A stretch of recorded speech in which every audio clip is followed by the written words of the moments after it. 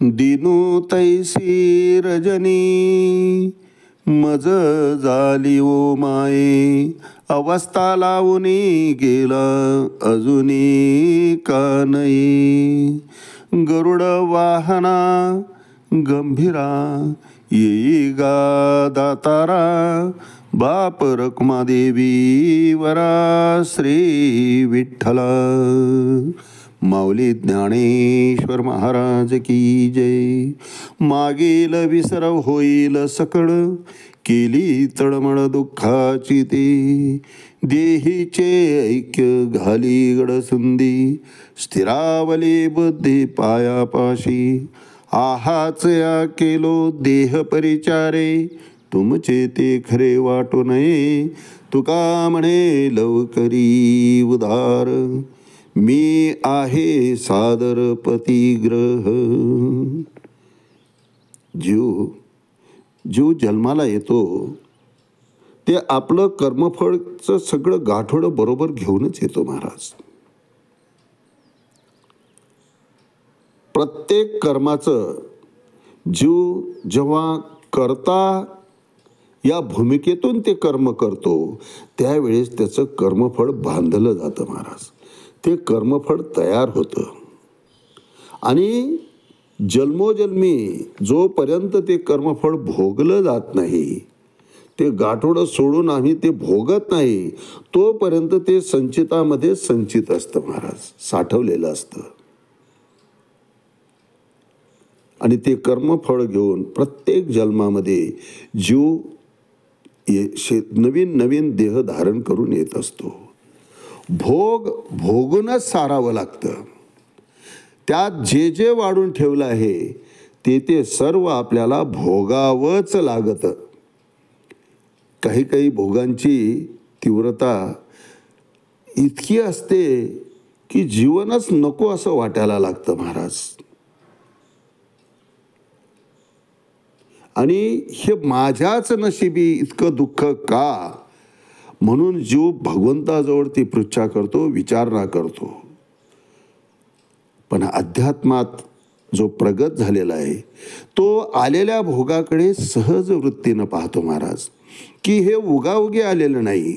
कळत न कळत का होईना हे कर्म माझ्या हातून झालेलं आहे आणि त्याचंच हे फळ आहे, ते मी भोगायलाच पाहिजे.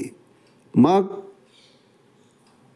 चित्ताच्या ठिकाणी समाधान पाहिजे असेल तर त्यावर तुकोबाराय सांगतात की भोग भोगावरी द्यावा, संचिताचा करून ठेवा. मनोनी मनी मानू नये खेदू. त्याचं उद्वेग जीवाच्या ठिकाणी कधीच करायचा नाही. वाहिल्या उद्वेग दुःखाची केवळ भोग नेते फळ संचिताचे. जे नशिबात आहे महाराज ते भोगावंच लागणार आहे. आणि त्याचं सूत्रीकरण भगवंताचं नियोजन इतकं नियोजनबद्ध असतं महाराज,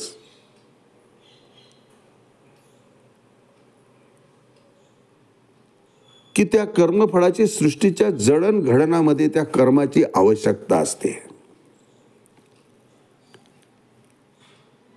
जितके जन्माला घातले हरिण तितके जर जिवंतच राहिले असते महाराज, शेतीच झाली नसती. त्या ठिकाणी हिंस्र पशु पक्षीची निर्मिती केली.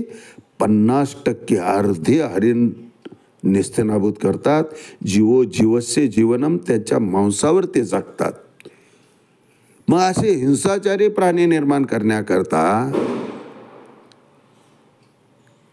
सगळे शाकाहारी झाले तर त्या योनीमध्ये कोणाला घालावं. म्हणून काही कृती आपल्याला निषिद्ध वाटत असतील हो, पण नियोजन त्याचं पुढचं असतं. त्याला त्या जन्मामध्ये घालायचे असतात, म्हणून या जन्मामध्ये नको ते भक्ष्य करत असतात महाराज. त्यांनी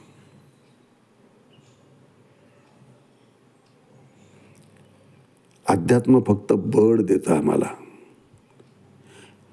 मार्गदर्शन करतं आणि भोगाय करता मन तयार करतं. त्यामुळं आलेल्या संकटाचं, आलेल्या दुःखाची तीव्रता वाटत नाही. भुलीचं इंजेक्शन आहे हो परमार्थ. अध्यात्म म्हणजे भुलीचं इंजेक्शन आहे.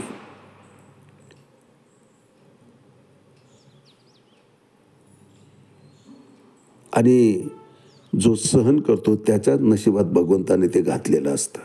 आणि दुःख घालायच्या आधी त्याचं निर्मूलनाचा उपाय पुढे पाठवलेला असतो.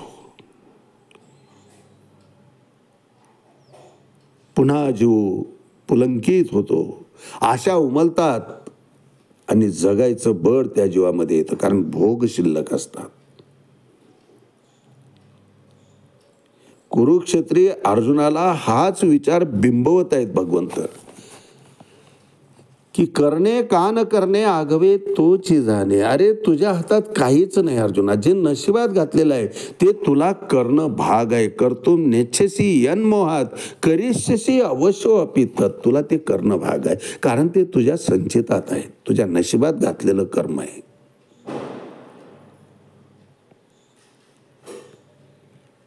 आणि एका दृष्टीनं उपदेश करून कर्तव्य कर्म करण्याकरता अर्जुनाला तयार तर करत आहे, परंतु धीरही तितक्याच उदात्तपणे देत आहेत.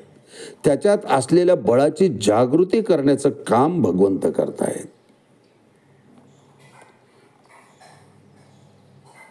की शंकराला सुद्धा तू हरवलेला आहे अर्जुना, इतका बलवान तू आहेस आणि युद्ध करत नाही म्हणतोस. तुवा संग्रामी हरू जिंतीला निवात कवचांचा ठाव पेढीला. पवाळा तुवा केला गंधर्वासी. तुझ्या सामर्थ्यापुढं त्रैलोक्य फिक आहे, भगवंत अर्जुनाला सांगतायत. आजचं आपलं चिंतन श्रीमद भगवद्गीता आत्मसंयम योग अध्याय 6 श्लोक 15. युंजन्नेवं सदात्मानं योगी विगत कल्मष सुखेन ब्रह्म संस्पर्शम अत्यंतम सुखमश्नुते. यावर भाष्य करताना माऊली 336 क्रमांकाच्या ओळीत म्हणतात, जीवीची ऐसी धारण म्हणोनी पुसावया जाहले कारण. मग म्हणे तरी आपण चित्त देईजे. अर्थात अर्जुन म्हणतोय, देवा जीवीची ऐसी धारण म्हणोनी पुसावया झाले कारण. मग म्हणे तरी आपण चित्त देईजे. देवा अशी माझ्या मनाची समजूत झाली आहे की मी तू सांगतोय त्याकरता तितका योग्य नाही. आणि हेच आपल्याला विचारायचं कारण आहे. अर्जुन म्हणतो की खरंच तू सांगतोय त्या योगाभ्यासाकरता माझी योग्यता आहे का. म्हणून मी आता तुम्हाला विचारतो, आपण इकडे लक्ष द्या. माझ्या काही शंका आहेत,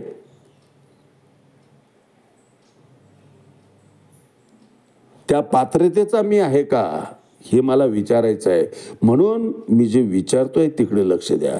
जीवीची ऐशी धारण म्हणून पुसावया झाले कारण. मग म्हणे तरी आपण चित्त देजे. आज याच ठिकाणी थांबूया. रामकृष्ण हरी. पुंडलिक वरदा हरी विठ्ठल. श्री ज्ञानदेव तुकाराम पंढरीनाथ भगवान की जय. माऊली ज्ञानेश्वर महाराज की जय. जगद्गुरु तुकाराम महाराज की जय. शांती ब्रह्म एकनाथ महाराज की जय. आदि शक्ती मुक्ताबाई की जय.